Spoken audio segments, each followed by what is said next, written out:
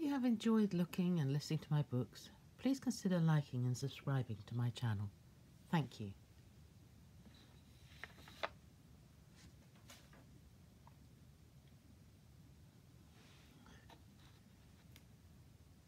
The Emperor and the Nightingale. Well-Loved Tales, a Ladybird book.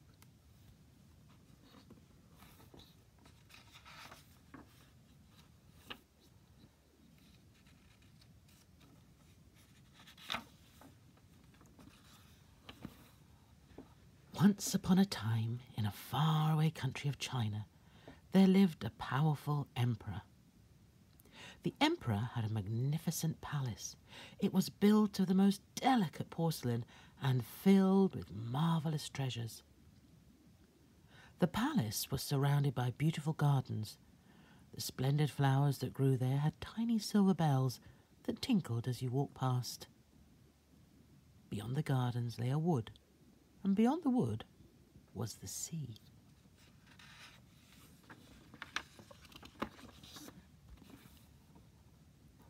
In a tree that grew close to the water's edge, there lived a nightingale. How sweetly that nightingale could sing! Even the poor fisherman who cast his nets under the branch of her tree stood still to listen to her song. Travellers came from all corners of the earth to visit the emperor's palace. They admired his fine treasures. They marvelled at the splendid flowers in his beautiful garden. But if they were lucky enough to hear the nightingale sing, they all agreed, "This is the best of all."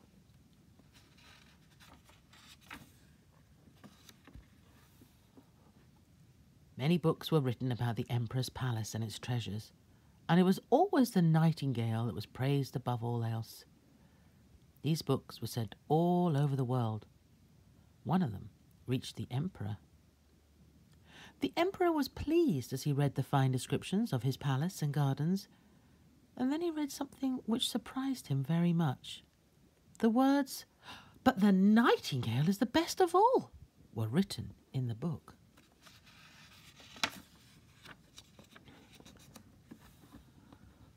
"What in the world is this?" he cried. "Can there be such a bird in my very own garden, and I've never even heard of it?"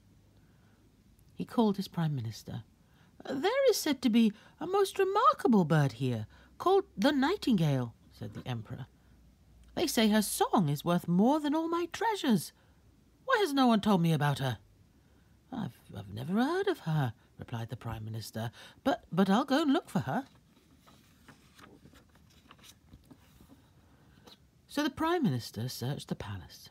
He ran upstairs, downstairs, along the corridors, through many halls and countless rooms. He asked everyone he met about the nightingale, but nobody had heard of her. The Prime Minister returned to the Emperor and said, "Your Imperial Majesty should not believe everything that is written in books. The person who wrote about the nightingale must have made it up."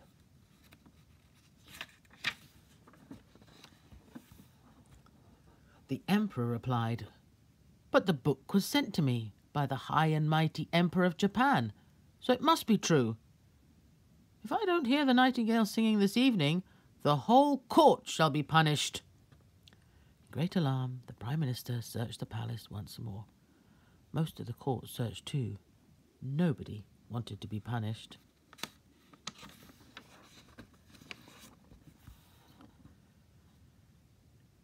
At last they met a little kitchen maid. She said, "Every evening I take food to my mother, who lives by the sea. On the way I often hear the nightingale singing. It is so beautiful, it makes me cry." The Prime Minister ordered the little kitchen maid to lead him to the nightingale. Most of the court went too. They were all curious to see this marvellous bird.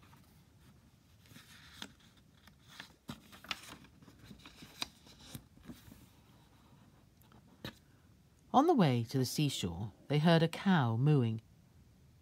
"Listen," said a page boy. "It's a nightingale. What a deep voice she has."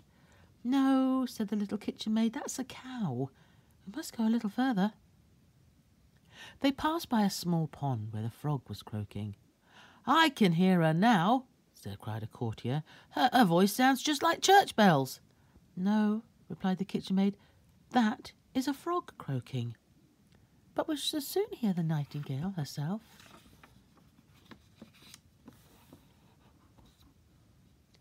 At last they came to a tree close to the water's edge.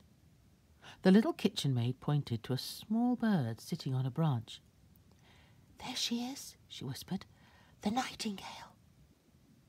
Could it be possible, asked the Prime Minister, that such a plain creature could sing so beautifully? "You shall hear for yourself," replied the kitchen maid. "Dear Nightingale," she called in a soft voice, "please sing for us." And the nightingale sang so sweetly that everyone was enchanted.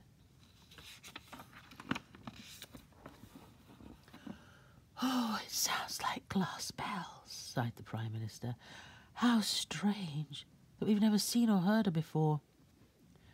Then he said, "Most excellent Nightingale, I have the honour to invite you to sing before His Imperial Majesty, the Emperor, this evening." "My song sounds far better among the green trees," replied the nightingale. But she wanted to please the Emperor, so she agreed to go to the palace.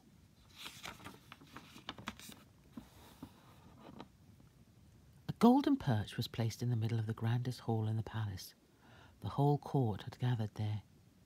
Even the little kitchen maid was allowed to stand by the door. All eyes were on the small bird as she settled on the golden perch.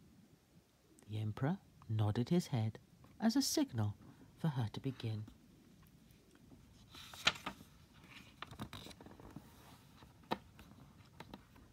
The nightingale sang so sweetly that tears of happiness filled the Emperor's eyes and rolled down his cheeks. He said, "The nightingale shall have my golden slippers and wear them around her neck." But the nightingale replied that she'd seen tears in the Emperor's eyes. That was the greatest reward she could have.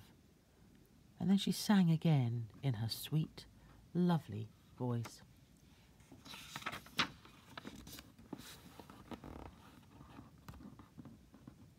From that day the nightingale lived in a golden cage in the palace.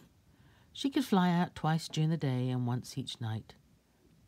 12 servants held a strong silken rope fastened to her leg. There was not a man, woman or child throughout the empire who did not talk about the wonderful nightingale.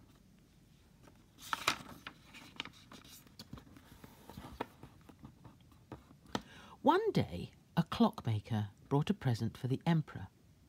It was an artificial nightingale made of silver and covered in diamonds and other precious stones. When the bird was wound up with a tiny silver key, it sang one of the real nightingale's tunes. As it sang, its tail, all glittering with gold and silver, moved up and down.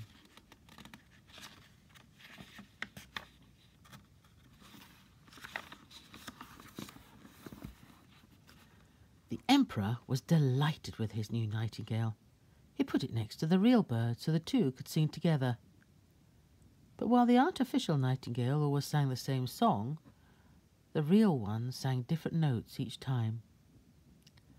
The clockmaker told everybody that his nightingale was even better than the real one. "With the real nightingale, you never know which song she will sing next," he explained. "My nightingale always sings the same song, and you know it will always be perfect."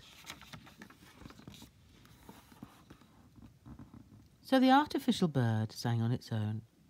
His voice was as beautiful as the real nightingale's, and he was much prettier to look at. He could sing his song 30 times over and never be tired. The whole court listened and watched with delight.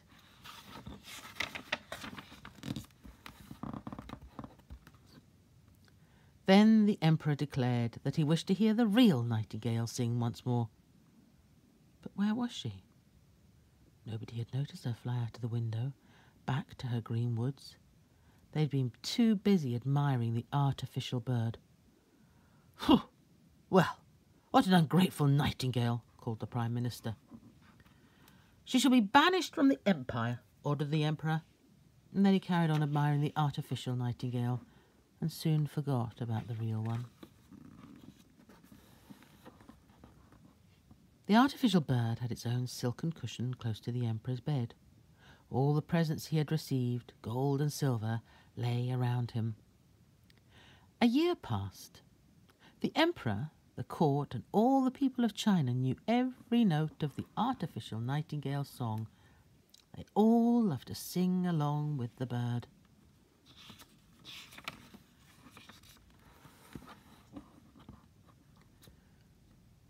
One evening, the Emperor was lying in bed as usual, listening to his nightingale, and suddenly there came a loud bang from inside the bird, followed by a strange whirring sound, and then the music stopped. The Emperor jumped out of bed. He summoned the clockmaker, who took the bird to pieces and mended it as best he could. But the tiny wheels which made the notes were wearing out, and from that day on it was not safe for the bird to sing more than once a year. 5 long years passed. Then the Emperor fell ill. He lay cold and pale in his great bed. Thinking that he was already dead, his courtiers hurried away to greet the new Emperor who was waiting to take his place. But the Emperor was not yet dead. He could feel a heavy weight on his chest. Opening his eyes, he saw Death sitting on his heart. He had the Emperor's crown on his head and the Emperor's golden sword in one hand, and in the other hand he held the imperial banner.